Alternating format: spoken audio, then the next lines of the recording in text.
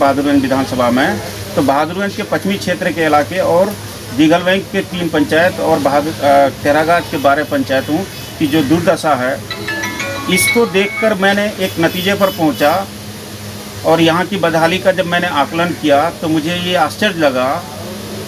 कि आज़ादी से अब तक इस क्षेत्र में विधानसभा के लिए किसी प्रत्याशी को चयनित नहीं किया गया है, ना ही किसी राष्ट्रीय पार्टी ने इस क्षेत्र के किसी लोगों को अपना प्रत्याशी बनाया है। ये भी एक पिछड़ेपन का विषय ये है कि आज़ादी से लेकर अब तक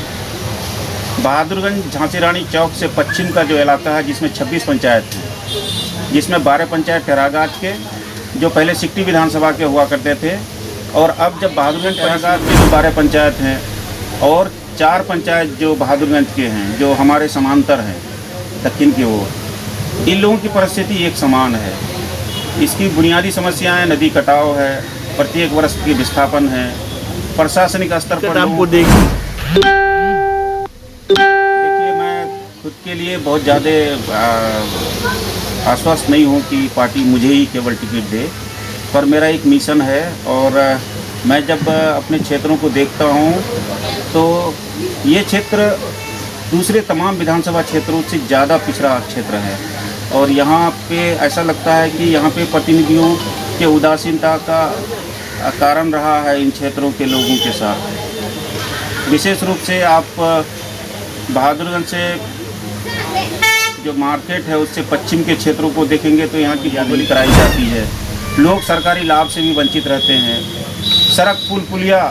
का अभाव है, प्रत्येक वर्ष बाढ़ की त्रासदी झेलना पड़ता है, लाखों की फसलें नुकसान हो जाती हैं, आवागमन बाधित हो जाता है, कई सड़कें और पुल ध्वस्त हो जाते हैं। ये जो प्राकृतिक आपदा इस क्षेत्र के साथ बनी हुई है, इससे यहाँ के लोगों को भारी कठिनाइयों का सामना करना पड़ता है, और ये प्रत्येक वर्ष की त्रासदी इस इलाके को दिन ब दिन पीछे की ओर धकेलते चला जा रहा है। लगता है कि यहाँ के लोगों को प्रतिनिधित्व करने का अवसर प्राप्त नहीं हुआ, और जिसकी वजह से मेरा क्षेत्र दिन ब दिन पिछड़ता चला गया। तो मैं चाहता हूँ कि इस क्षेत्र की भी भागीदारी सुनिश्चित हो, और यहाँ के जब तक इलाकाई लोग किसी पद में, पोस्ट में, सरकार में सम्मिलित नहीं होंगे, तब तक यहाँ की समुचित विकास होना असंभव सा दिखता है। पूरे तेरागाज के लोगों को क्या संदेश देना चाहेंगे, बताइए। तेरागाज के लोगों को मैं चाहूँगा कि तेरागाज और बहादुरगंज से पश्चिम के जितने भी पंचायत हैं, यहाँ के लोग सिर्फ एक मांग करें कि जो भी पार्टी यहाँ पे लोकल लोगों को, यहाँ के समस्याओं के अनुरूप जो लोग जीवन निर्वाह करते हैं, इनको अगर अपना प्रत्याशी बनाए तो ये लोग जरूर उनको जिताने का काम करेंगे। और पार्टियों से मेरा आग्रह है, विशेषकर कांग्रेस पार्टी से, कि न्याय करने वाली अगर कोई पार्टी है इस देश में तो वो कांग्रेस पार्टी है, और मुझे पूरी उम्मीद है कि इस क्षेत्र की बदहाली को देख करके इस क्षेत्र के साथ पार्टी जरूर न्याय करेगी। एक बार जगह चिन्हित कर दीजिए, जगह बता दीजिए कहाँ पे। मैं एक मीटिंग का आयोजन किया हूँ अपने जनताओं के साथ, पार्टियों पर दबाव बनाने के लिए कि इस क्षेत्र से आपको जो योग्य प्रत्याशी दिखता हो आप उनको प्रत्याशी बनाएं। मैं उससे सहमत हूँ, पर मेरे क्षेत्र को आप जरूर टिकट दें और हम लोगों को प्रोत्साहित करें कि यहाँ के लोग भी प्रतिनिधित्व करके अपने लोगों की भलाई कर सके, मुख्य धारा में लोगों को ला सके, अपने इलाकों को ऊपर उठा सके। सर, वर्तमान में राजद का विधायक है यहाँ पे, और आप दावेदारी पेश किए हैं कांग्रेस से, क्या आपको टिकट देगी? देखिए, कांग्रेस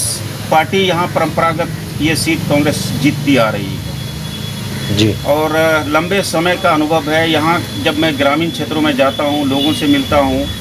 तो जो जनाधार है वो कांग्रेस का बरकरार है। और बिहार में, पूरे बिहार में अगर कहीं दिखेगा तो सबसे मजबूत अगर जनाधार किसी पार्टी का है तो किशनगंज जिला में कांग्रेस का है, और विशेषकर तेरागाज बहादुरगंज का जो ये इलाका है ये कांग्रेस का घर रहा है, और यहाँ से बार बार विधायक कांग्रेस के जीतते आ रहे हैं। और वर्तमान में जो राजद के विधायक हैं वो MIM से जीते थे, वो राजद से नहीं जीते थे। और मैं चाहूँगा कांग्रेस की सीट है, कांग्रेस को मिले, क्योंकि कांग्रेस का संगठन भी है, कांग्रेस के वोटर भी हैं, और लोग कांग्रेस के लिए ललायत भी है। ठीक है सर, थैंक यू।